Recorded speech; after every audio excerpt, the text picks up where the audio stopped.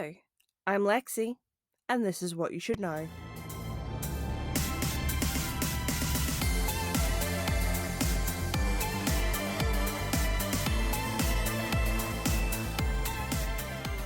Thank you all for being so patient again.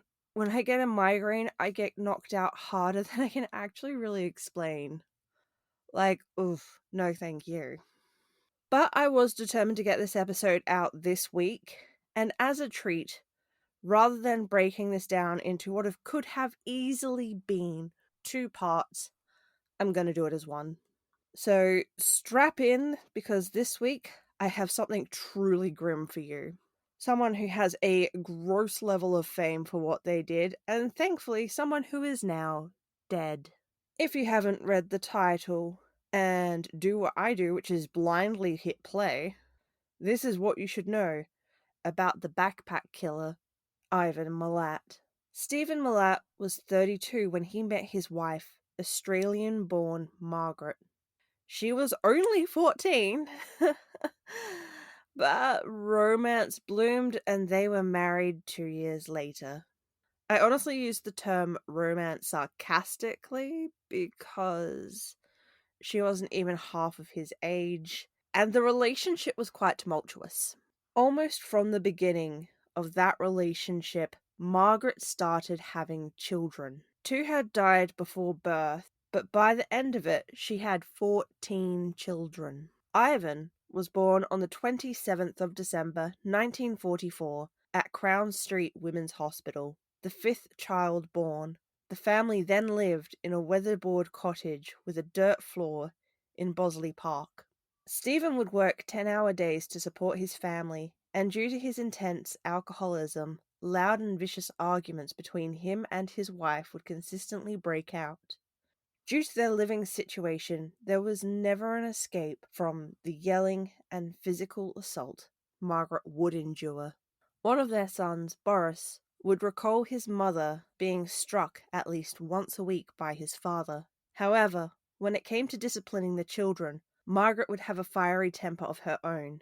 She at one point hit her son with a knife, leaving visible scars. The family then moved several times, once to Rossmore when Stephen took up a new job in market gardening. Then the family moved to Moorebank, where they lived in a large shed, and the children slept on a mattress on the floor. The market gardening was demanding, and the children were forced to help. But when their tomato crop was stolen, Margaret told Stephen to get another job. He went back to his trade of stonemasonry and also worked as a labourer. The family moved to Liverpool, New South Wales, where most of the 10 Milat boys were well known by the local police, and Ivan displayed antisocial behaviour at a young age. This led to him to commit petty crimes and serve time in a juvenile correctional centre. His brother Boris said he was going to kill somebody from the age of 10. It was built into him. He had a different psyche. He's a psychopath, and it just manifested itself with, I can do anything. I knew he was on a one-way trip. I knew it was just a matter of how long.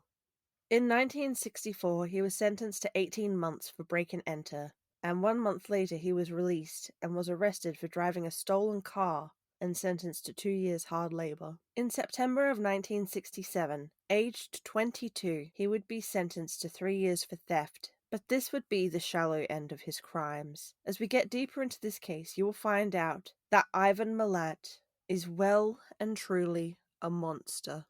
When Ivan was 17, he allegedly confessed to Boris that he accidentally shot a taxi driver during a robbery gone wrong. Due to this shooting, the victim was left paralyzed from the waist down. Unfortunately, Ivan was never caught, and an innocent man sentenced 5 years in a prison for his crime. In 1971, Ivan was charged with raping 2 female backpackers.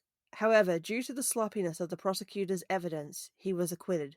Perhaps having gotten away with his crime, Ivan felt he could get away with doing it again. That same year, he was brought up on another rape charge, but this time he faked his death in order to avoid persecution. During this time, he fled to Queensland, then Victoria, before flying to New Zealand, where he lived for 2 years. In 1974, he returned to Australia after his mother suffered a heart attack. He was arrested as he visited her bedside, but the robbery and kidnapping charges against him failed at trial with the help of the Malat's family lawyer, John Marsden. In October of 1975, when he was 31 years old, Ivan met 16-year-old Karen Duck, who was 6 months pregnant at the time. 2 weeks after meeting, they started dating.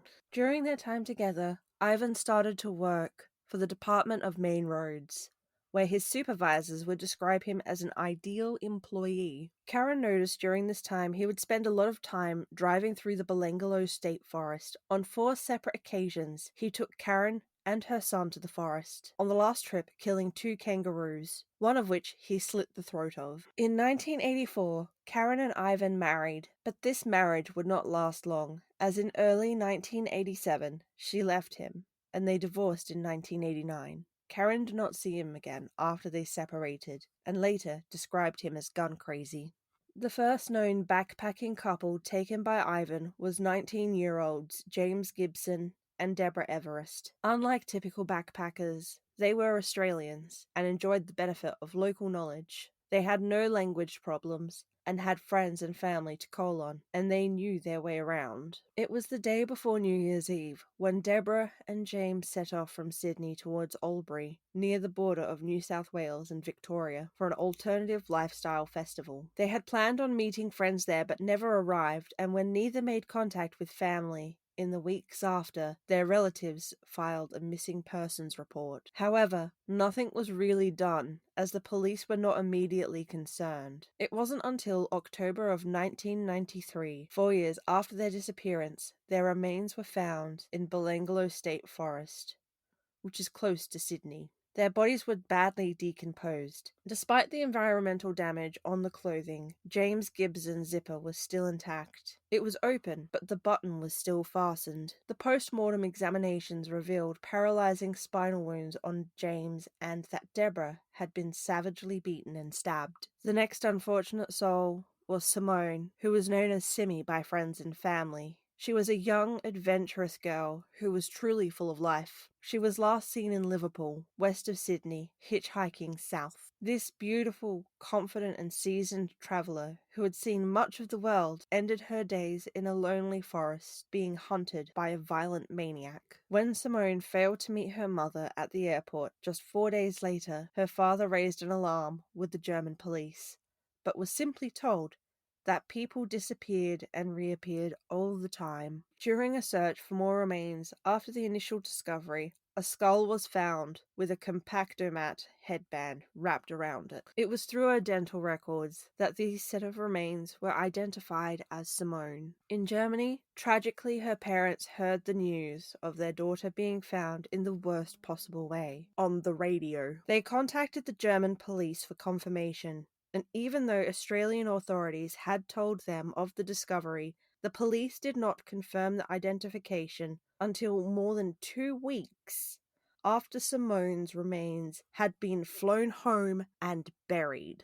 There was no doubt she was taken by the same killer, showing the now familiar injury of Deborah Everest and James Gibson. Simone's body was found still partially dressed, her shirt and underclothing pushed up around her neck, and a pair of green shorts hung on the pelvis with cord ties undone. Several items of jewelry and 2 coins were found next to the body, and numerous stab wounds to the upper torso. The chilling reality was sinking in that Australia had a serial killer. German couple Gabor and Anja were last seen alive on Thursday the 26th of December 1991. They left their backpacker hostel in King's Cross, aiming to travel to Adelaide, then on to Darwin. Gabor was assumed to be strangled, as there was no injury to the skull. The chest and back showed several stab wounds to the left and right sides, front and back, including the telltale knife thrust to the spinal area, which had severed the spinal column completely. His jeans were unzipped, but the top button fastened, like he'd been undressed and quickly dressed again. Anja was missing a skull completely, which appeared to have been severed by either a machete or a sword. Despite an extensive search, her head was never found. Caroline Clark and Joanne Walters were unfortunately next on Ivan's list. The young women met in Australia and teamed up together with the aim of touring around the south of the country. In April that year, they left the Backpackers Hostel in Sydney and headed to the southeast of New South Wales. Unfortunately, that was the last they were seen alive. When weeks passed without any contact with their parents, the two families alerted the police in the UK and Australia, using the media to drum up interest in the case. It didn't take long for journalists to start linking their disappearance with the other cases. In September, their bodies were found buried in an area known as Executioner's Drop in the Belanglo State Forest. Joanne's chest had 3 stab wounds to the right side, 1 to the left side, and a further stab wound to the neck. When the body was rolled over, the full extent of the violence that she had incurred became clear. A further 2 wounds were found to the left side, 5 more to the right, and 2 to the spine at the base of the neck. 14 wounds in all were recorded and measured. The internal damage revealed 5 stab wounds had cut the spine. Dr. Bradhurst speculated that any of the spinal wounds could have been delivered prior to the fatal blows, thereby rendering the victim totally helpless. 2 ribs had been totally severed. The hands and arms showed no defensive wounds that would normally occur when a victim attempts to ward off a knife attack. This, coupled with the remains of a gag and neck ligature, indicated that the killer was completely in control during the murder. The wounds measured with the profile of a Bowie knife or a similar blade. Caroline Clark's arms were stretched above her head, and a red cloth had been wrapped around her body. Bullet holes were clearly visible in the decaying cloth. When they removed the cloth, the extent of her injuries became evident. A total of 10 bullet holes riddled the skull. Only 4 exit wounds were found. 4 complete .22 caliber projectiles were recovered from inside the skull. The front of the face and the jaw were shattered. She had 1 single stab wound to the upper back, identical to the wounds of the first victim. A reenactment at the scene later revealed that the gunshot wounds were consistent of having been fired from 3 different directions. However, all 10 cases were found close together. Sergeant Dutton, a ballistics expert, suggested that the killer may have stood in one spot and fired the shots, stopping to move the victim's head between volleys. In short, he had used her for target practice. On the 25th of January, 1990, Paul Onions set out early for the station and was soon standing on the side of the Hume Highway in Liverpool, waiting for a ride. Paul stood in the summer heat, the sun beating down on him as he stood there trying to flag down a suitable southbound vehicle. The only possessions he had on him was a small backpack containing a Sony Walkman, a camera, and several items of clothing. He walked south, desperately trying to hitch a ride, stopping at a small shopping center. He bought a drink and was seriously contemplating returning to the hostel when a man approached him and asked in a distinctive Australian accent, "You need a lift?" Paul told him of his destination and happily accepted his offer of a ride. The 2 men climbed into the stranger's 4-wheel drive and headed south. The first thing Paul noticed about the man, apart from his muscular build, was his long Zappa-style mustache. They talked for a while, and the man introduced himself as Bill. Paul's new friend was full of questions, asking, "Where are you from? When are you due back? Who knows you're here? What's your occupation?" So many questions, but Bill seemed friendly enough, so Paul answered. Bill told Paul that he worked on the roads, was from a Yugoslavian family, lived near Liverpool, and was divorced. They drove for an hour, and Bill's behavior began to change. His language became more aggressive and critical. He became agitated and launched into a racist tirade about gooks and pommies, and shortly after became morose and refused to talk. It's a shame he wouldn't shut up in the first place, because those sorts of slurs are unacceptable. By mid-afternoon, after leaving the southern town of Mittagong, Paul noticed that Bill was acting strangely, varying his speed, looking in his rearview mirror every few seconds. Paul, feeling tired and drained from the trip, began to feel uneasy. Bill leaned forward to adjust the radio and said, "I think I'll pull over and get some tapes from the back." As he pulled onto the side of the freeway, Paul looked down and noticed a tray full of cassettes in the front console between the seats. As Bill got out, Paul decided to get out as well. Bill demanded Paul get back in the car. Not wanting to alarm him any further, Paul complied. As soon as they got back in the car, Bill reached under the driver's seat, pulled a large black revolver, and pointed it at a frightened Paul. "This is a robbery," he said. Again, he reached under the seat and produced a coil of rope. Paul, who was highly alarmed, tried to reason with Bill. He was told in a firm but controlled manner, "Shut up, put your seatbelt back on." Paul, who was understandably terrified, started to obey, but instead grabbed for the door and leapt to the ground. Paul ran away from the car, hearing the words, "Stop, or I'll shoot," from behind him. Panicking, he ran into oncoming traffic, causing cars to swerve. Briefly, he looked back, expecting to see Bill chasing him. Instead, he saw him casually standing against his vehicle, grinning. "Get back here, you!" he called. Paul continued to flee, managing to flag down a van. As it slowed down, he ran onto the grass dividing strip in the middle of the highway. Bill lunged at him from behind, tackling him to the ground. Paul managed to break free and ran to the van and threw himself in front of it. The driver, Joanne Barry, a local resident, slammed on the brakes, and before she could protest, Paul leapt inside the van, screaming, "He's got a gun. Help me." Joanne, who was somewhere between startled and afraid, drove away. In the car were her sister and 4 children. She was about to ask him to get out when she saw the look of terror in his face and decided to take him to the nearest police station, which was in the opposite direction. As she turned the van around, she noticed the other man running back to his car. He looked like he was carrying something. Fearing it was a gun, she accelerated rapidly. When they reached the Mittagong police station, it was shockingly closed. They drove on to the next town, Bowral. Paul related his story to Constable Janet Nicholson at the front desk, describing his attacker and the vehicle and the pack that he had left behind. After filling out a detailed report including a detailed list of the contents, including his passport and return ticket to England, Constable Nicholson circulated the man's description and the details of his vehicle via radio and advised Paul to return to the hostel. He explained his financial predicament and was given $20. She explained to him that without a registration number, they had very little chance of locating the suspect vehicle. Paul went to the British High Commission when he returned to Sydney to replace his passport and to borrow additional funds. He got the passport, but no cash. A woman waiting behind him felt so sorry for him that she gave him $20.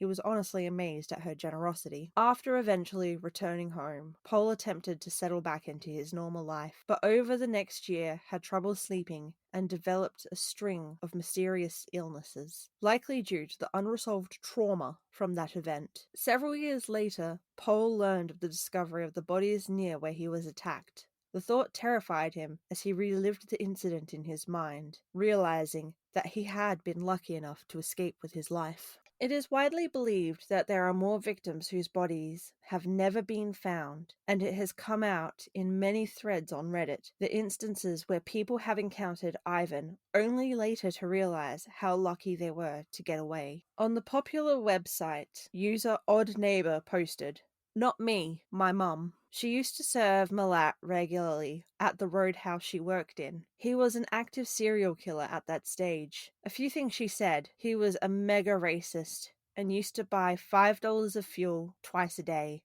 once to get to work, the other to get home, because in his words, he didn't want the blacks to nick it. He was a creep and offered most of the female workers a route at one time or another, and they all declined. He didn't blink, he just stared straight at people. And he was really picky about manners. Like if he said, 'Thank you,' he would wait, while staring, until you said 'you're welcome' before he would move."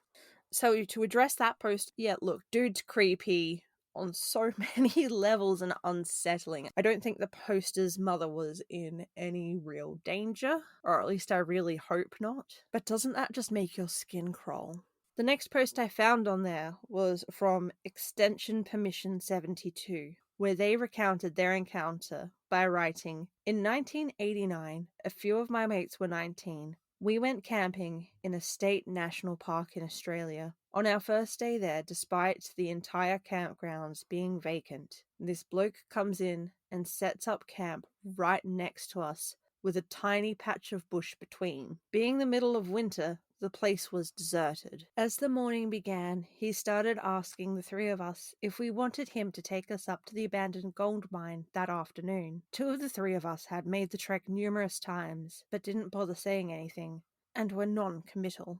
As the morning drew into afternoon, he finally wore us down, so two of us went. On the way up, there he was, acting a bit nutty, and driving into ice-cold rock pools. He had a large bowie knife strapped to his leg. Anyway, it was about a 6-kilometer hike up to the mine, and he was telling us how he'd been up there ample times, with us smirking at each other as we had been up heaps. About 5 kilometers in, he says, let's start heading up the mountain, at which point we were looking at each other confused, as the gold mine was at the bottom, and up here, nothing but thick rainforest. So at one point I've turned back to look over my shoulder at my mate, only to find he was gone, and I was about 15 feet behind this bloke in the middle of nowhere, about an hour before dark. My guts just dropped, and I instinctively turned and fled. Now, I had been a long-distance runner, but I didn't think I've ever ran so fast. When I made it back to camp, my other mate, who had fled before me, was holding a rifle and freaking out, asking questions like, what was he gonna do? I said, give me the rifle and start packing up. Just as they started, this guy came tearing through the bushes and was manic laughing. Then he seen me with the rifle and mumbled something as he walked through the bushes. This really freaked us out, and we packed up within half an hour. He must have really legged it back to be that close behind us. We were all scared and happy to be driving out from this remote spot safely. It wasn't until years later we had watched something on the TV and were on the phone to each other that we had come to realize the man was Ivan Milat, who went on to murder a heap of tourists in the forest and become one of Australia's most infamous serial killers. We were very lucky. These stories can't exactly be verified, but if true, it is definitely enough to make your blood run cold thinking about how close it was to coming to a possible end at the hands of this monster. Police surveillance of the Milat house in Cannabis Street, Eaglevale, commenced on the 26th of February, 1994. Police learned that Ivan had recently sold his silver Nissan Patrol 4-wheel drive shortly after the discovery of the bodies of Clark and Walters. Police also confirmed that Ivan had not been working on any of the days of these attacks, and friends and acquaintances also told police about Ivan's obsession with weapons. When the connection between the Belangolo murders and Paul's experience were made, Paul flew to Australia to help with the investigation. On the 5th of May 1994, Paul positively identified Ivan Milat as the man who had picked him up and attempted to murder him. Ivan was arrested at his home on the 22nd of May, 94, on robbery and weapons charges related to the Paul Onions attack, after 50 police officers surrounded the house. They searched his home and found various weapons, including a .22 caliber Oshkosh model 1441-42 rifle and parts of a .22 caliber Ruger 10-22 rifle that matched the type used in the murders, a Browning pistol, and a Bowie knife. Also uncovered were items belonging to several of his victims. Homes belonging to his mother and 5 of his brothers were also searched, uncovering several more items belonging to the victims. Ivan Milat appeared in court on the 23rd of May, but he did not enter a plea. On the 31st of May, he was also charged with the 7 backpacker murders. He then sacked his family defense lawyer, and on June the 28th sought legal aid to pay for his defense. Meanwhile, brothers Richard and Walter were tried in relation to the weapons, drugs, and stolen items found on their properties. A committal hearing for Ivan regarding the murders began on the 24th of October and lasted until December, during which over 200 witnesses appeared. Based on the evidence at the beginning of February 1995, Ivan was remanded in custody until June that same year. The trial opened at the Supreme Court in New South Wales in Sydney on the 26th of March 1996 and was prosecuted by Mark Tedeschi. His defense argued that in spite of evidence, there was no non-circumstantial proof that Ivan Milat was guilty, and attempted to shift shift the blame to other members of his family, particularly Richard. 145 witnesses took to the stand, including members of the Malat family, who endeavored to provide alibis. On the 27th of July, 1996, after 18 weeks of testimony, a jury found Ivan Malat guilty of the murders, and he was given a life sentence on each count without the possibility of parole. He was also convicted of the attempted murder, false imprisonment, and robbery of Polonians, for which he received 6 years in jail for each. In May of 2019, Ivan Malat was transferred to the Prince of Wales Hospital in Randwick and was diagnosed with terminal esophageal cancer. Following his treatment, he was transferred to the Long Bay Correctional Centre to continue his custodial sentences. On the 9th of August 2019, he was moved to a secure treatment unit located in the Prince of Wales Hospital, following a loss of 20 kilograms in the previous week. Ivan was also exhibiting high temperatures. His status, however, was reported as non-life-threatening, and on the 27th of October, he finally died from his cancer at 4:07 a.m. within the hospital wing of the Long Bay Correctional Centre. He was 74 years old. And to that I say good. Rest in distress. Unfortunately, his death would not bring solace to the families of those who lost people to his bloodthirst. But that isn't the last of the damage completed by the Malat family. 2007, Matthew Muleman was 14. He decided to then change his name legally to Matthew Malat. Malat had been his mother's maiden name. Though Matthew was a toddler when Ivan was imprisoned, a friend said he would brag about his great-uncle. Then Matthew took things a step further. In November of 2010, Matthew Malat, who was 17 at the time, and his friend Cohen invited their friend David out to celebrate his birthday. But instead of smoking marijuana, as they said they planned to do, Matthew tormented and killed David with a double-sided axe, while Cohen recorded the crime on his phone. The scene of the slaying was at the Belanglo State Forest, the same place where Ivan had taken his victims. After the murder, Matthew said to a friend, "You know me, you know my family, you know the last name Malat. I did what they do." Insert eye roll. Which in my own personal opinion is just stupid. Add to the fact he then wrote a poem about it too. It sounds like an edgy teenager that took things way too far and clearly needed therapy. But to provide some solace, because nothing will be able to bring David back, Matthew was sentenced to 43 years in prison for his crime and will have to serve 30 years before becoming eligible for parole. Which, let's remember, becoming eligible for parole does not mean that you're guaranteed it. And on that mildly positive note, that is all I have for you this week. As always, I will be posting pictures on the gram and on Facebook, What You Should Know Australia. If you want to reach out for any reason, you can message me on those platforms or by email at whatyoushouldknowaustralia@gmail.com. But until next week, stay safe and stay hydrated. Also, don't hitchhike. Okay, thank you. Bye.